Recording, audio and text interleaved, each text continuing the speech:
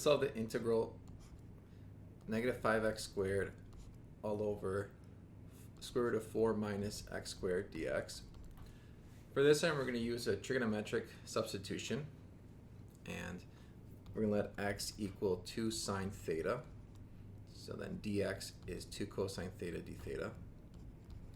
We can plug that in. So negative 5, and then x squared is just 4 sine squared over the square root 4 minus, and then we're going to square x. So it's going to be 4 sine squared. dx becomes 2 cosine theta d theta.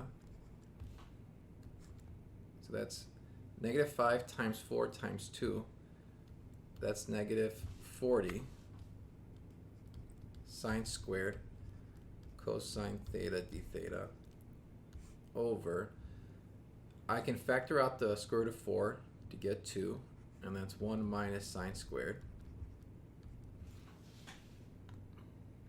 1 minus sine squared is cosine squared, so the cosine squared will come out as cosine. So it's 2 cosine theta on the bottom, and then negative 40 sine squared cosine d theta on the top.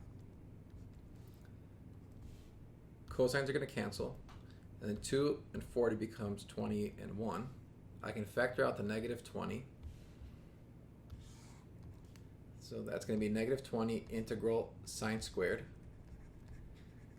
And then sine squared is just 1 minus cosine 2 theta over 2. Negative 20 over 2 becomes negative 10. We have integral 1 minus cosine 2 theta d theta. So antiderivative 1 is theta. The antiderivative cosine 2 theta is sine 2 theta over 2. And then plus a constant c. And I could just distribute the negative 10 to get negative 10 theta plus 5 sine 2 theta plus c. So recall we said x was equal to 2 sine theta.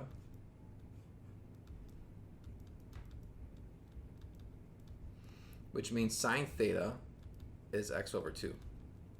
So we'll call this angle theta. It's opposite over hypotenuse, so this is square root of 4 minus x squared. So theta then becomes the inverse sine of x over 2. And then sine 2 theta is just 2 sine theta cosine theta times 5, right? So that's going to be 10 sine theta cosine theta plus c.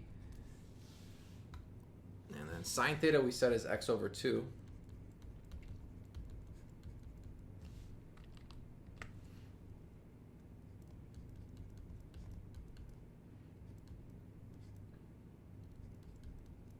Cosine theta is adjacent over hypotenuse. That's a square root of 4 minus x squared over 2 plus a constant. So then we have negative 10 inverse sine x over 2 plus 10 over 4, which is just 5 halves, x times the square root of 4 minus x squared plus c.